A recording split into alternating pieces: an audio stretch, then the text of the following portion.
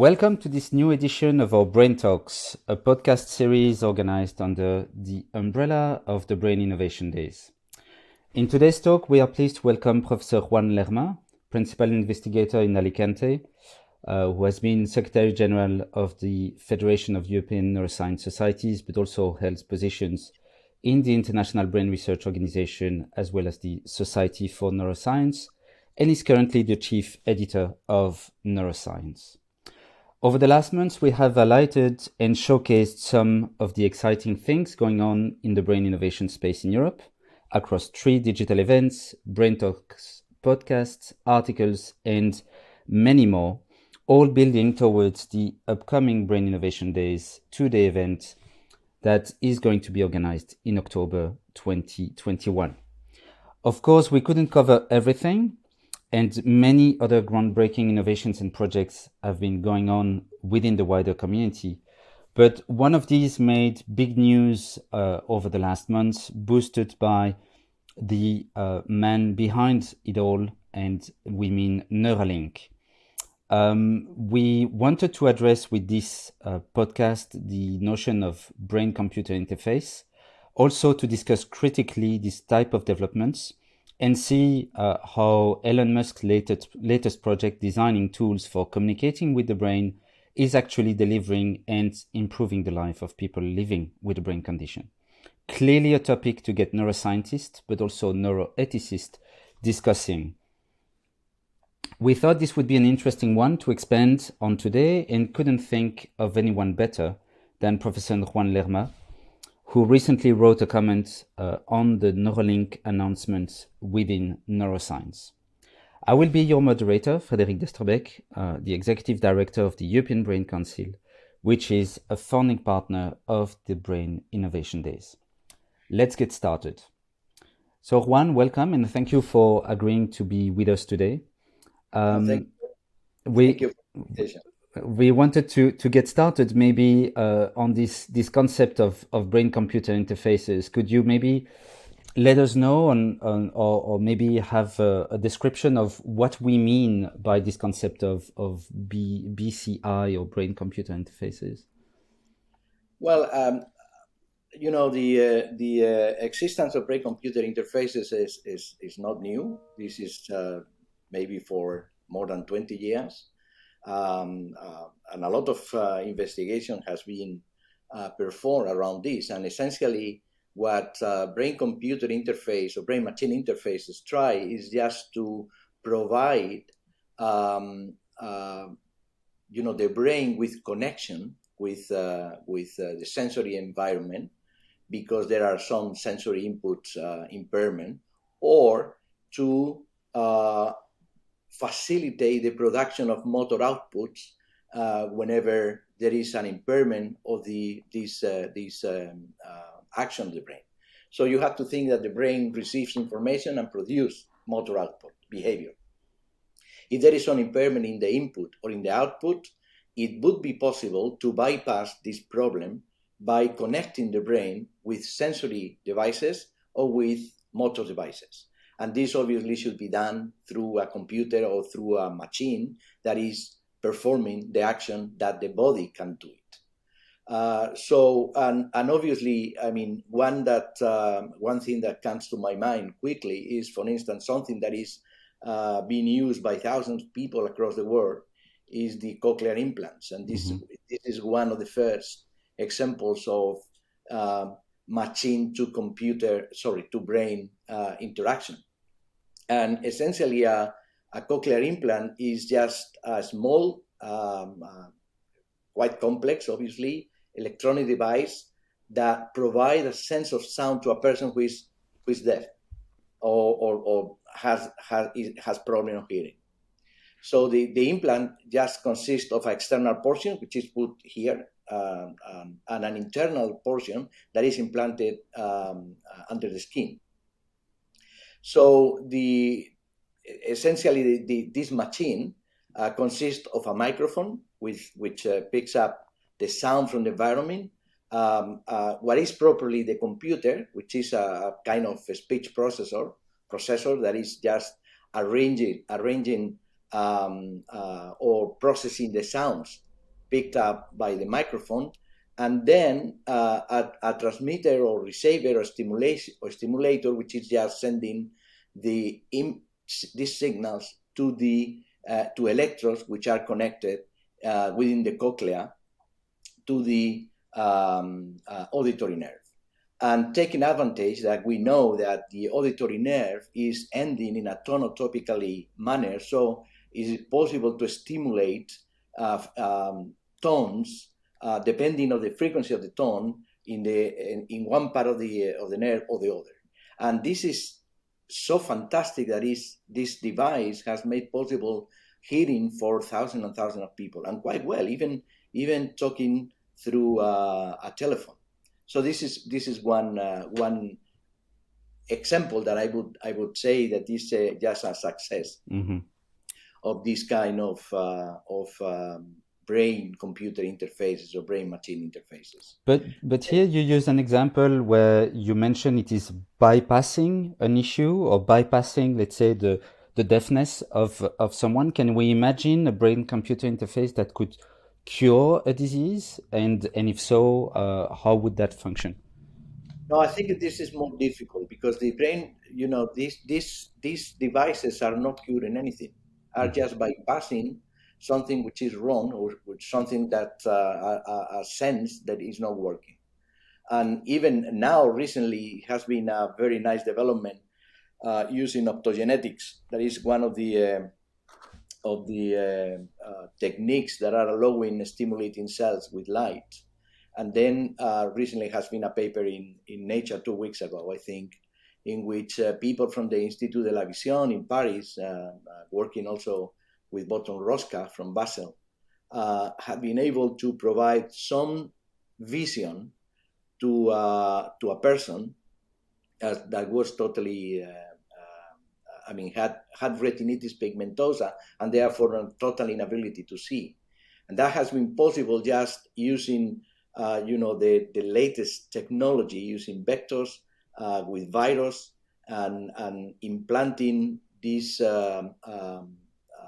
light-sensitive molecules in the retina, and then through a Google that is providing light, pulses of light. Once the environment is processed, it was possible to this person to select or to detect forms and to see. Essentially, not as one is seeing with that perfection, but obviously this is a proof of concept that vision could be restored in severely damaged eyes. No, and obviously this is.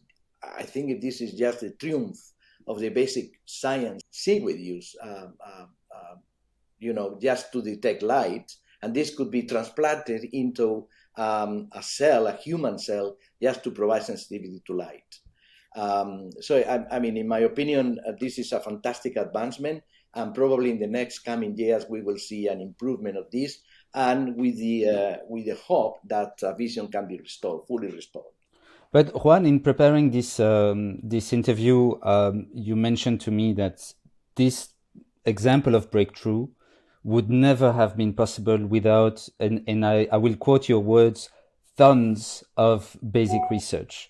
Can you just say a word about what exactly you meant here and how actually because you mentioned this notion that it is now a proof of concept, but how can we achieve such a proof of concept thanks to the work of basic neuroscientists in labs and thanks to their work on generating new hypotheses and new concepts. Can you maybe comment on that? Yeah, that's very important to take into account because, going back to the case of the cochlear implants, without an exact knowledge on how the cochlea works, on how the auditory nerve is coding impulses to the cortex, and how the auditory signals are processed in the cortex, etc., and how, an anatomical point of view, how the nerve is ending tonotopically across the cochlea, that wouldn't be possible to stimulate precisely those parts of the nerve that are the correct ones. Essentially, exactly happens with the retina.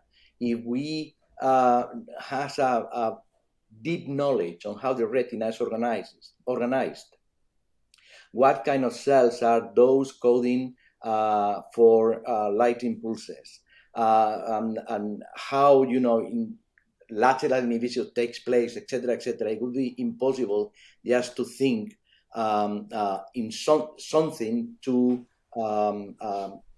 stimulate the retina in order to get the vision back.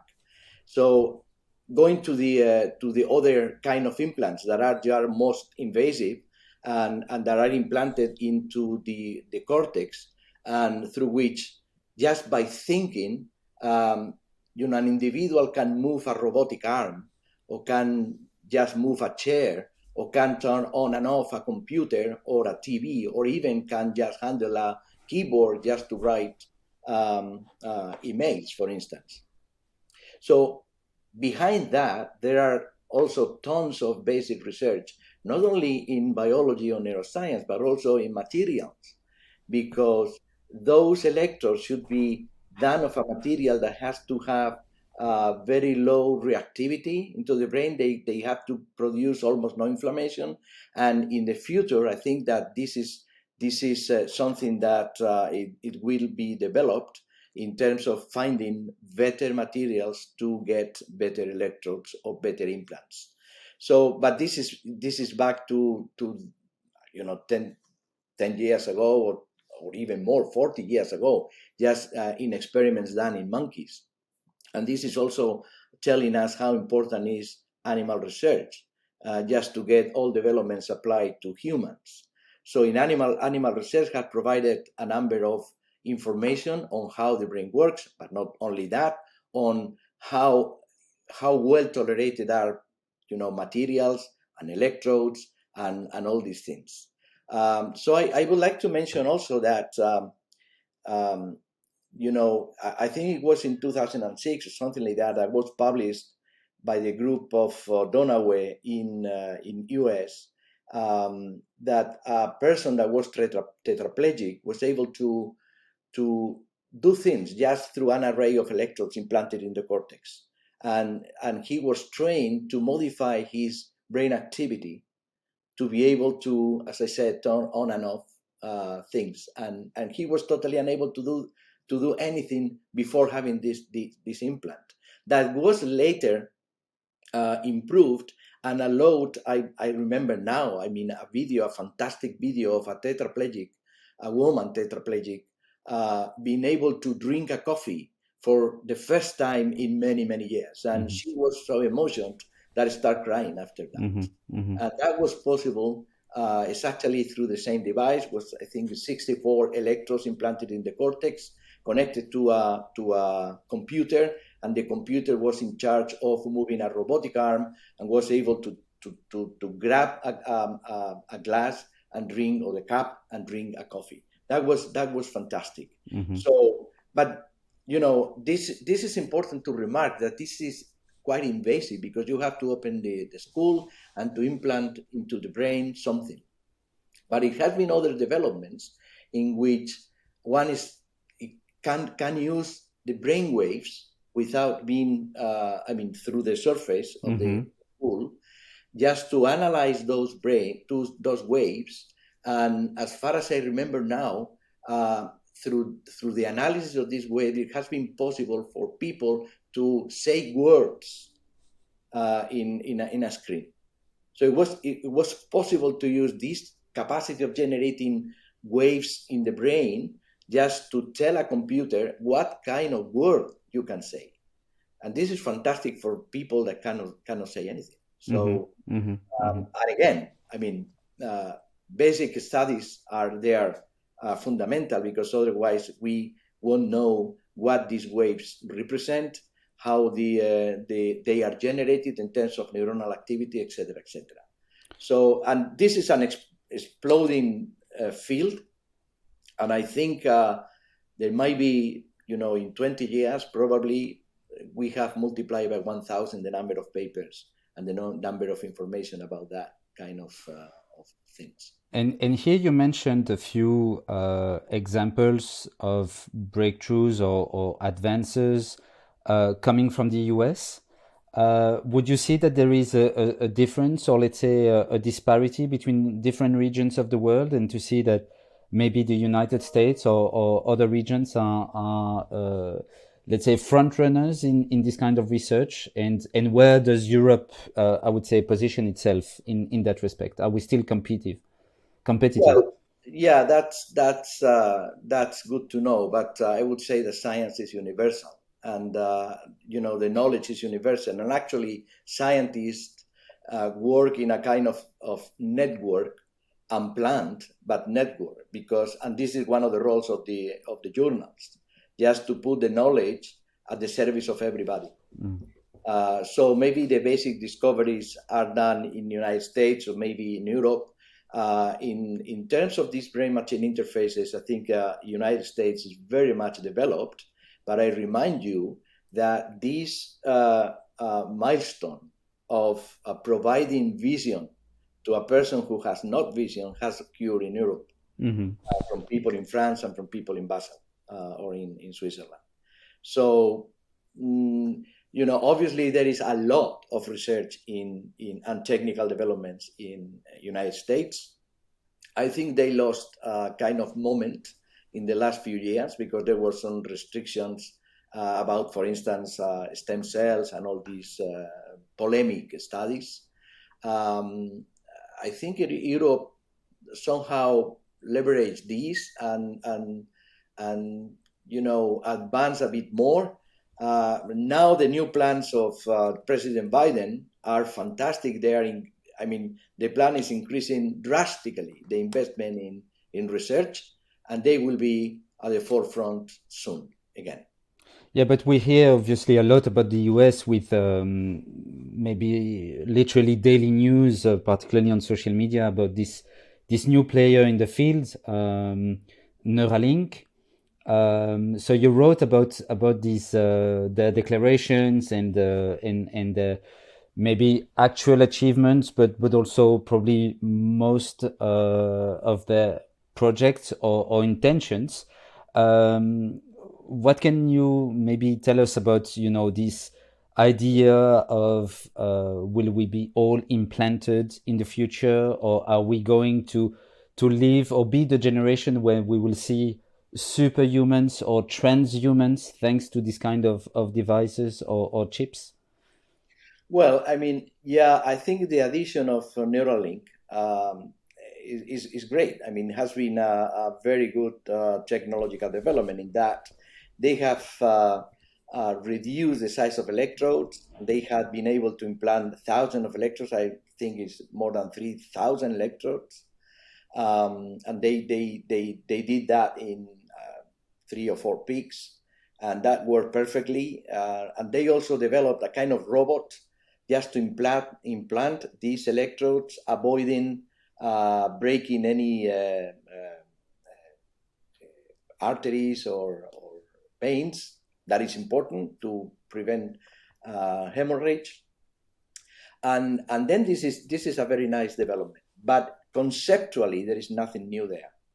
It was implicit in the examples that I just mentioned about the microarrays or the implanted into the cortex. This is actually the same, but obviously this is more powerful. They were able to demonstrate that of these 3,000 electrodes or so implanted, most of them, about 70%, were able to pick up single neuronal activity, and that's important. But now the question is, what do you do with that information? Because it's a lot of information. Then you have to provide a reasonable handling and interpretation and processing of this information. And I don't think this is solved yet. Probably it will, but it's not solved. But obviously, once you are just getting information from neuronal activity and just assuming that our thoughts, our desires, our illusions are based on neuronal activity, you can just think that you are just capturing, the thinking or the memory or whatever, and then you can do this kind of transhumanism by implanting this memory into robots or into a hard disk or whatever. So I think we are far away from that, but we have to be aware that this could be possible in future, and probably we have to prevent misuse of all this information. Although, as I say, this information is totally meaningless right now. It's like if you go to the human genome. Well, you can know the sequence of the DNA, but it has no sense if you don't know where the gene is starting, when the gene is finishing, and what the gene is coding for. So that's important, but obviously this will come. This will come. Yeah, and here I would probably do a parallel with what you said about stem cells research, that it was, let's say, stopped for ethical reasons. What does ethics tell us, or let's say should provide us with in terms of regulation, or maybe balancing this type of research that obviously will always be, let's say, running ahead, and then we will maybe find out that there is a need to regulate or to handle, let's say, the type of information that this is going to reveal. Yeah, definitively. I mean, we know perfectly that behavior can be modified by stimulating or inhibiting the right nuclei in the brain. But this is not new. I mean, I'm just remembering that a Spanish professor working in Yale, University of Yale, was able to stop a brake bull charging by stimulating its brain. So that was in the early 60s of the last century. So we are far away.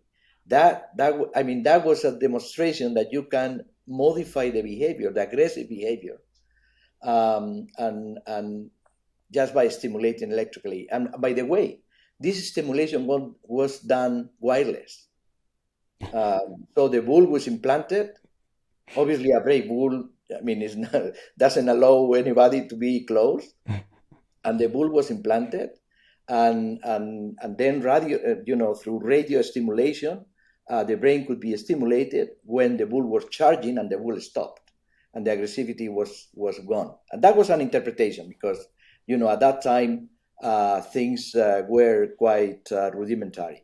But now with these optogenetics implements, we know that aggressivity can be turned into love by stimulating particular nuclei in the hypothalamus. And there are very nice examples in mice. So the conclusion is that, behavior can be modified by stimulating or inhibiting some part of the brain. Mm-hmm. So we have this kind of devices that can be implanted and the brain can be stimulated, then the behavior could be modified. Not only information can be picked up and then used, whatever, but the behavior could be modified. And this is important because it can be used properly, for instance, to limit aggressivity in very aggressive people, but also can be used to implant false memories, or just to provide information that is not accurate or whatever. And this could be done through implanted devices, but this is done currently without implanting any device. It's just through marketing and through advertisements or whatever, because I always say that the best electrodes are already implanted in our brains, which are the sensory systems, the senses. So, and this, we have to take care of this. I mean, I remember I bought 2 chairs for my new office, and then I was receiving information about chairs for half a year. So that means that it's not necessary to implant electrodes like the Musk device to pick up information. internet is using information all the day, is requesting information, is storing information about us. I mean, there are some data, I think it's from the MIT, in which they can just say whether you are developing Parkinson's disease through the pattern of activation of a keyboard when you are writing. And this is something that the computer can record. And also, through the mobile phones, so the smartphones, information can be collected. And also there is some evidence indicating that, how you move and how is your movements across the days. It can be used to diagnose early some cognitive problems associated with Alzheimer's disease. This could be used very nicely, because if you can be detected very well in advance, problems or indication of Alzheimer's disease you can prevent the development. But it can be used for other things, like selling you cars that are not very nice, or implanting ideas that are not very good. So we have to be, in that case, we have the right to be preserved from this misuse of information. And actually, there is a movement now, which are called neuro rights, that are trying to convince decision makers or politicians or people in charge of ruling the nations to make laws to prevent the information to be stole and stored for somebody that you don't want to, and that's okay. And actually, I think in Chile that they are modifying the constitution. They are going to include some points about these neuro rights. So also, this is just something that is very well in advance of the generality, but sooner or later it will happen. And I think this is good for everybody. Well, that's a clear, let's say, revolution. So to just make sure that we are protected against neuromarketing, but also about all the algorithms that actually accompany us throughout our life.